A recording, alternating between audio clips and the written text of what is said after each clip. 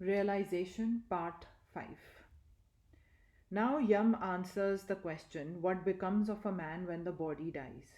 This wise one never dies, is never born, it arises from nothing, and nothing arises from it. Unborn, eternal, everlasting, this ancient one can never be destroyed with the destruction of the body. If the slayer thinks he can slay, or if the slain thinks he can slain, they both do not know the truth. For the self neither slays nor is slain.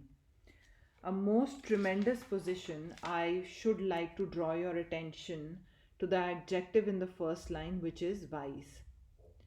As we proceed, we shall find that the ideal of the Vedanta is that all wisdom and all purity are in the soul already, dimly expressed or better expressed. That is all the difference. The difference between man and all things in the whole creation is not in kind but only in degree. The background of reality of everyone is that same eternal, ever blessed, ever pure, and ever perfect one. It is the Atma, the soul, in the saint and the sinner, in the happy and the miserable, in the beautiful and the ugly. In men and animals, it is the same throughout. It is the shining one. The difference is caused by the power of expression. In some, it is expressed more, in others, less. But this difference of expression has no effect upon the Atma. If in their dress one man shows more of his body than another, it does not make any difference in their bodies. The difference is in their dress. We had better remember here that throughout the Vedanta philosophy there is no such thing as good and bad. They are not two different things, the same thing is good or bad, and the difference is only in degree. The very thing I call pleasurable today, tomorrow under better circumstances I may call pain. The fire that warms us can also consume us. It is not the fault of the fire.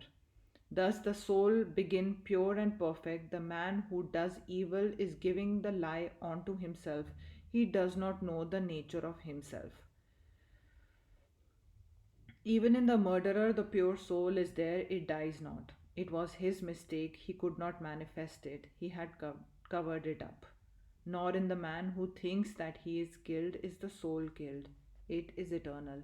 It can never be killed, never destroyed. Infinitely smaller than the smallest, infinitely larger than the largest, this Lord of all is present in the depths of every human heart. The sinless, bereft of all misery, see him through the mercy of the Lord, the bodiless yet dwelling in the body, the spaceless yet seeming to occupy space, infinite, omnipresent. Knowing such to be the soul, the sages were never miserable. This Atma is not to be realized by the power of speech, nor by a vast intellect, nor by the study of the Vedas. This is a very bold utterance. As I told you before, the sages were very bold thinkers. They never stopped at anything. You will remember that in India, these Vedas are regarded in a much higher light than even the Christians regard their Bibles.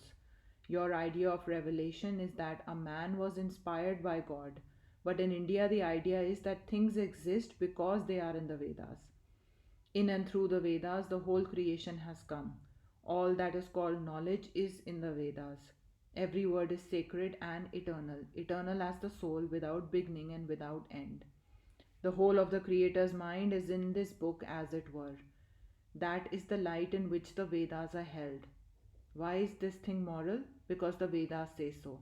Why is that thing immoral? Because the Vedas say so. In spite of that, look at the boldness of these sages who proclaim that the truth is not to be found by much study of the Vedas. With whom the Lord is pleased, so that man he expresses himself. But then the objection may be advanced that this is something like par- partisanship. The Yam explains those who are evildoers, whose mind all are not peaceful, can never see the light. It is those who are true in heart, pure in deed, whose senses are controlled, that this self manifests itself. Here is a beautiful figure. Picture the self to be the rider and this body the chariot, the intellect to be the charioteer, mind the reins, and the senses the horses. He whose horses are well broken, and whose reins are strong, and kept well in the hands of the charioteer, the intellect, reaches the goal which is the state of him, the omnipresent.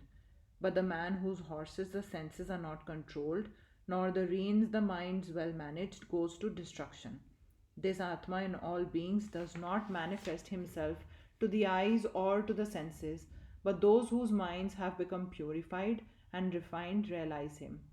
Beyond all sound, all sight, beyond form, absolute, beyond all taste and touch, infinite, without beginning and without end, even beyond nature, the unchangeable, he who realizes him frees himself from the jaws of death. But it is very difficult. It is, as it were, walking on the edge of a razor. The way is long and perilous. But struggle on, do not despair. Awake, arise, and stop not till the goal is reached.